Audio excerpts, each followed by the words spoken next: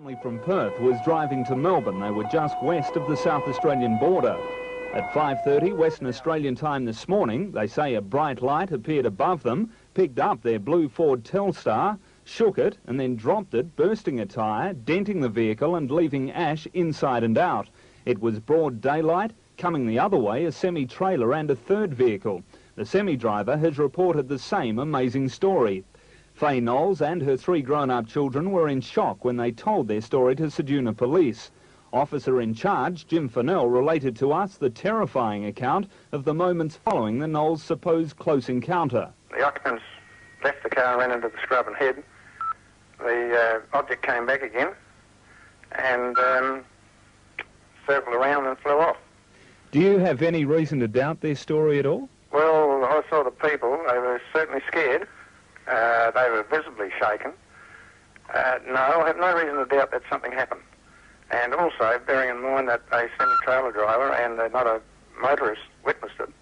This afternoon we spoke exclusively to Sean Knowles, who was in the car at the time, and he has no doubts at all about his astounding story. When it was on our car, once I got the blowout, and we had this, all of us, we had this real weird feeling going through us.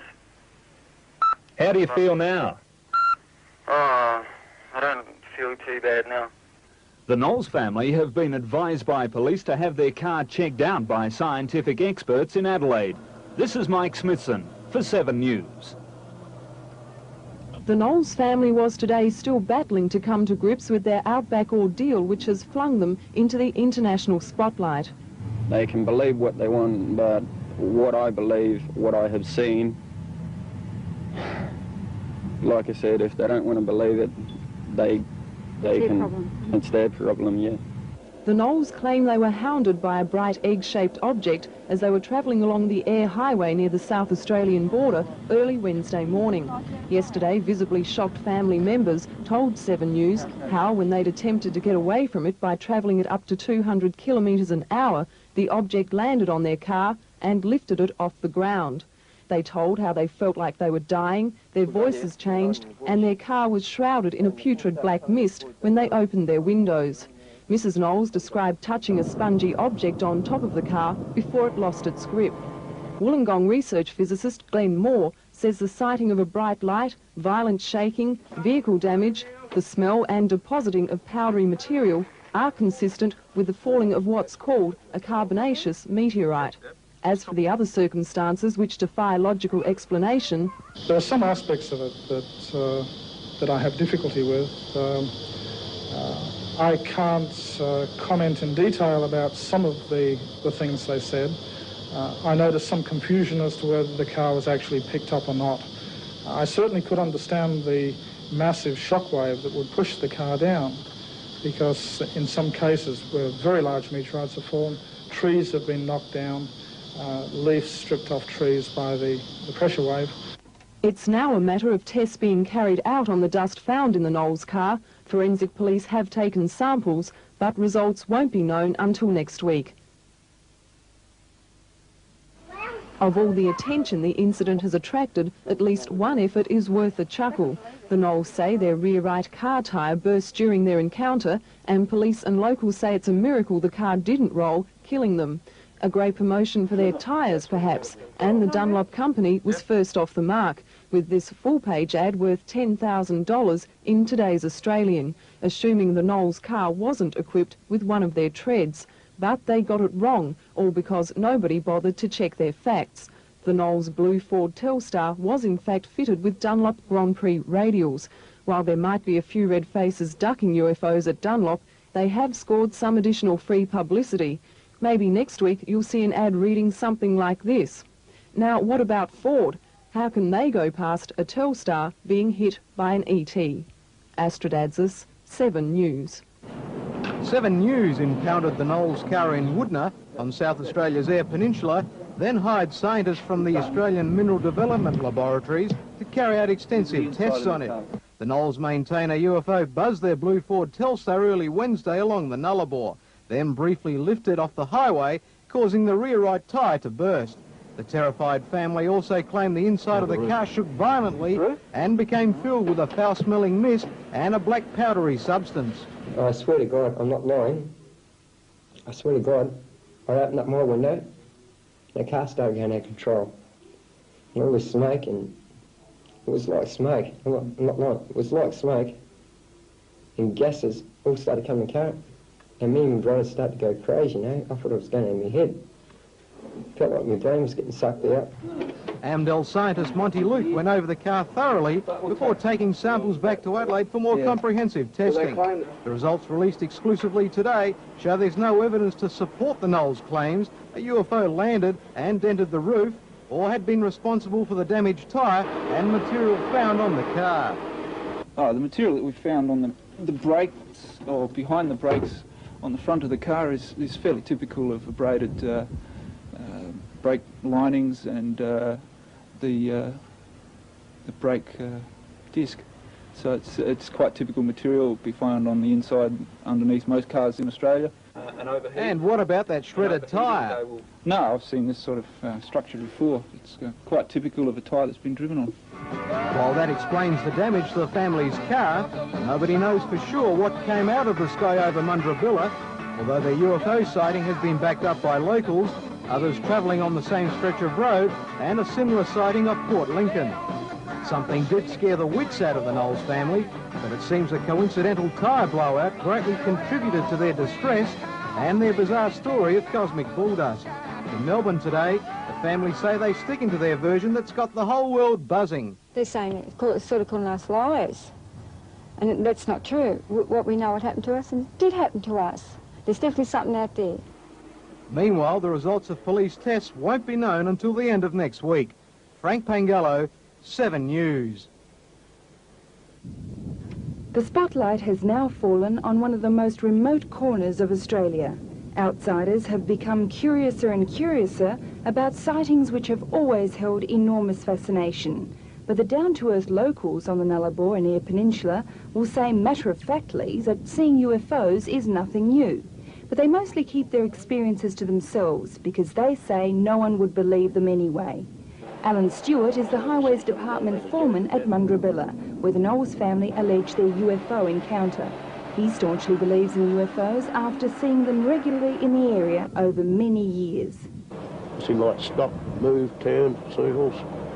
Like meteorite satellites don't do U-turns. They go straight line. You stop and turn. Alan, in fact, believes he saw the same light the Knowles family were terrified of a few hours later. There was a light hanging around. There was some light go across the north, and one went northwest, then it turned. I sat out that morning, about 2 o'clock in the morning, I sat out for about an hour and a half, 2 hours. And there are many similar case histories. Just driving along at night time, just after 9 o'clock, I saw this great big light hovering in the air.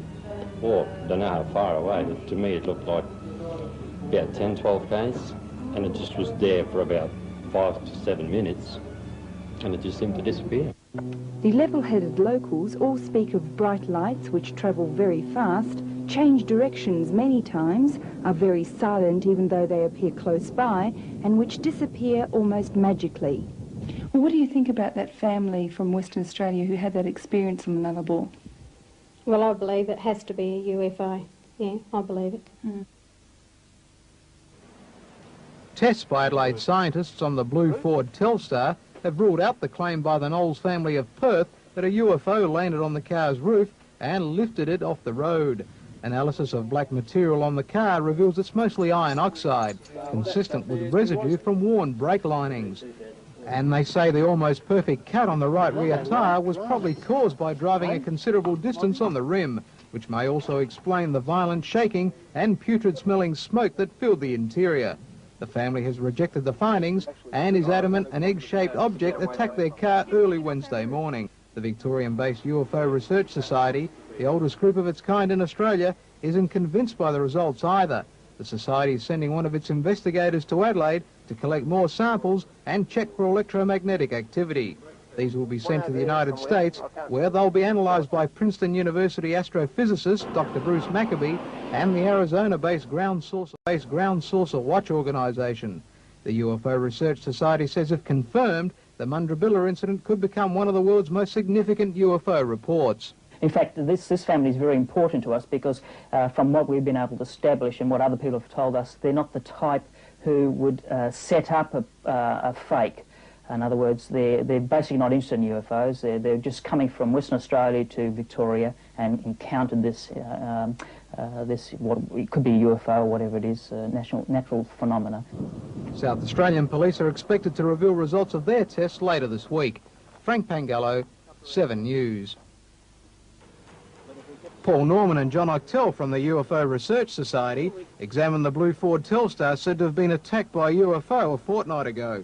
They carried out a series of tests, including one for electromagnetic activity, then took samples from the car. Veteran UFO investigator Paul Norman says his initial inspection appears to back up the account by the Knowles family that something attacked, then lifted the car off the air highway, causing a tyre to blow. I am convinced that they were telling that they were seeing an object of some kind, and they'd interfere with the car. The researchers say they're satisfied the report by the Knowles family warrants further investigation. So what we're looking for when we're doing these investigations, looking for faults in their story. At this stage we've seen nothing at all. What they've indicated in the car is right. And we found the black material, found the markings, the damage to the car, it's exactly how they said it was. They also indicated they were doing 200k, which is impossible on the ground for one of these cars, but we did a test here and we've got it up to 200k's with the front wheels jacked up. So it really gives the impression that the car was, gives the idea the car was actually physically lifted up. Samples taken from the car will be sent to Princeton University astrophysicist Dr. Bruce Maccabee for further analysis. However, the results aren't expected to be known for at least a month. Meanwhile, the Knowles family is remaining in hiding in Melbourne.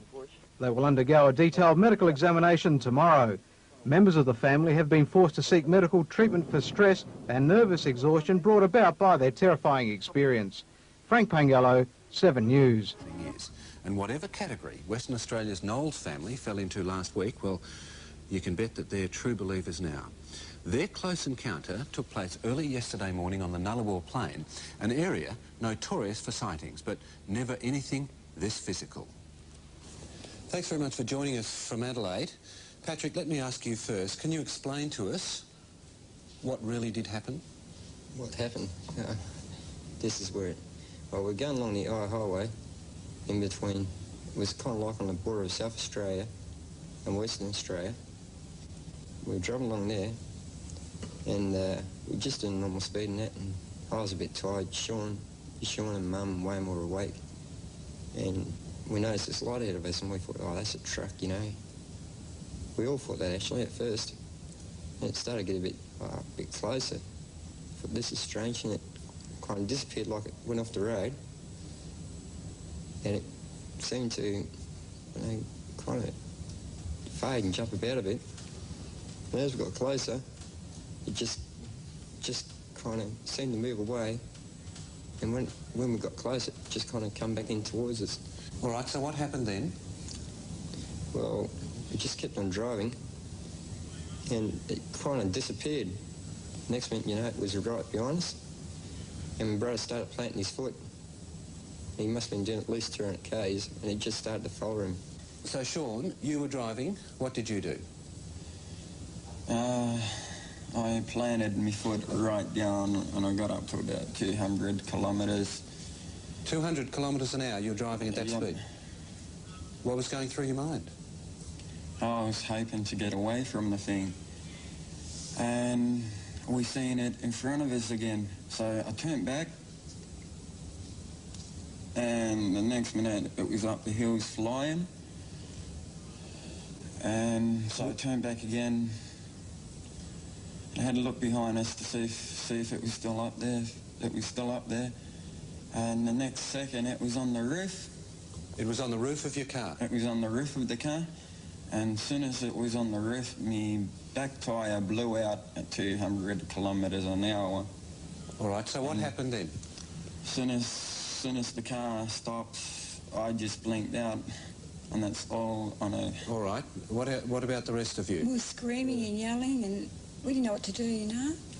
We wound down the windows, all this black misty, like a smoke and a light, and we all felt really strange. Our voice started changing,